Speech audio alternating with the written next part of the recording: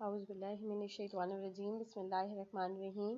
السلام علیکم اسٹوڈنٹس، آج جو ہم شارٹ سٹوری شروع کرنے لگے ہیں اس کا نام ہے گاڈ بی پریزڈ اور اس کو لکھا اسمی نے، ٹھیک ہے۔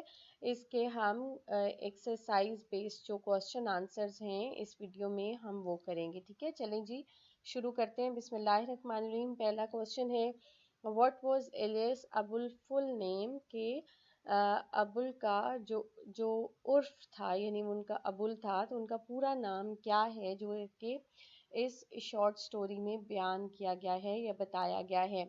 ابوال's فل نیم واز مولوی ابو البرکت، ان کا پورا نام جو تھا وہ مولوی ابو البرکت تھا، اور عرف عام میں یعنی عام طور پر لوگ ان کو ابو صاحب کہا کرتے تھے۔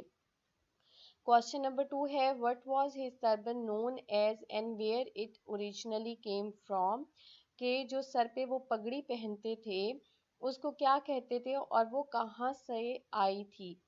مولوی ابوال's turban was known as مشہدی لنگی، کہ مولوی ابو صاحب کی جو پگڑی تھی اس کو مشہدی لنگی اس کو کہا جاتا تھا، یعنی اس کا نام یہ تھا because it originally came from مشہد in Iran, کیونکہ وہ ایران کے شہر مشہد کی خاص طور پر یعنی وہاں سے تعلق رکھتی تھی، وہاں پہ یہ پگڑیاں بنتی تھیں اور وہاں سے ہی ساری دنیا کو بھیجی جاتی تھی، یعنی وہاں کی اسپیشلٹی تھی، اس لیے اس لنگی کا نام بھی جو تھا، اس پگڑی کا نام بھی جو تھا وہ مشہدی لنگی ہی تھا۔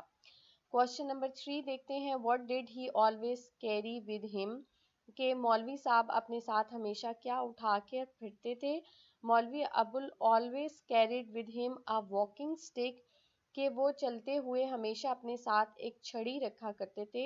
a sort of scepter with decorations made of brass and gilt، کہ وہ ایک چھڑی ہوتی تھی جس کے اوپر تانبے اور کی سے کندہ کاری کی گئی ہوتی تھی، یعنی اس کو خوبصورت بنانے کے لیے اس کے اوپر تانبے کا کام کیا گیا تھا۔ کوسچن نمبر 4 دیکھتے ہیں مولوی ابو ڈسکرائب مولویز ابو البرکت اپیرنس، کہ مولوی صاحب کی ظاہری صورت جو کہ بتائی گئی ہے اس کہانی میں اس کے بارے میں بیان کریں۔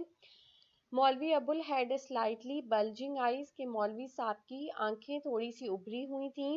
On his head he wore light brown turban known as Mashhadi lungi, سر پر وہ ایک ہلکے سے خاکی رنگ کی پگڑی پہنتے تھے جس کا نام مشہدی لنگی تھا۔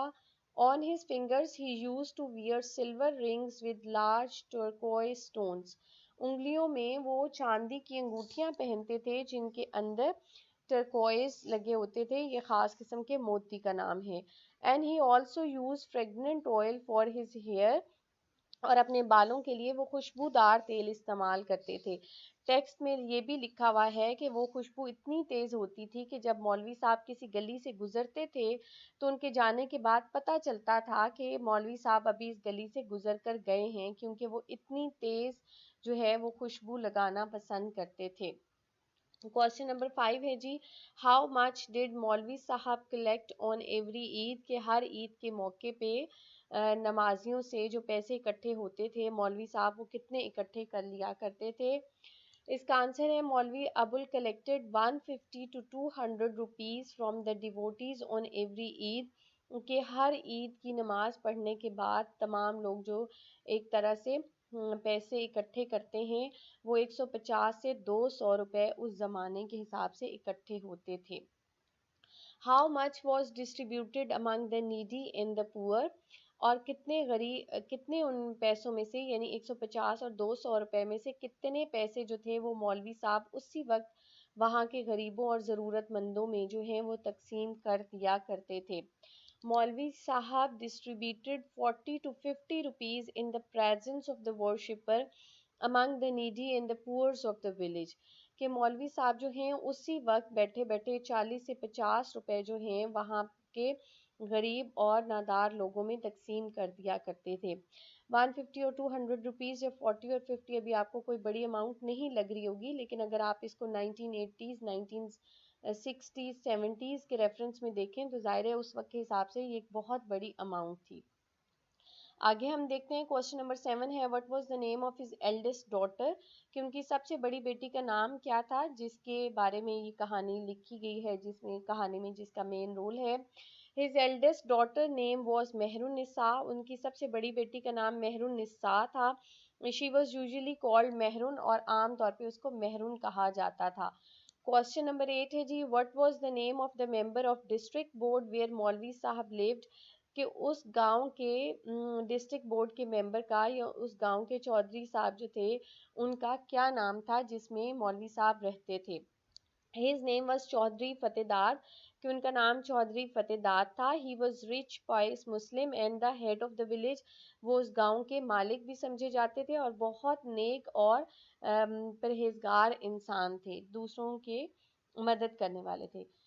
अच्छा जी, क्वेश्चन नंबर 9 देखते हैं what was the name of his wife, his का मतलब जो मौलवी साहब हैं उनकी बीवी का नाम क्या था।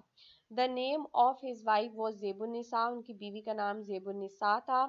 क्वेश्चन नंबर 10 है जी right the names of the other daughters who are mention in the story, कि इस कहानी में मौजूद मौलवी साहब की बाकी दो बेटियों के नाम जो इस कहानी में मेंशन हुए हैं या बताए गए हैं उनके नाम लिखें। their names were ज़बदा एंड उम्मदतुन निसा, ठीक है, कि उनके नेम ज़बदा और उम्मदुन निसा था, निसा थे, ये दो बेटियां और मेंशन हुई हुई हैं इस स्टोरी में। ठीक है बच्चों, इस शॉर्ट स्टोरी के क्वेश्चन बस 10 ही हैं एक्सरसाइज में।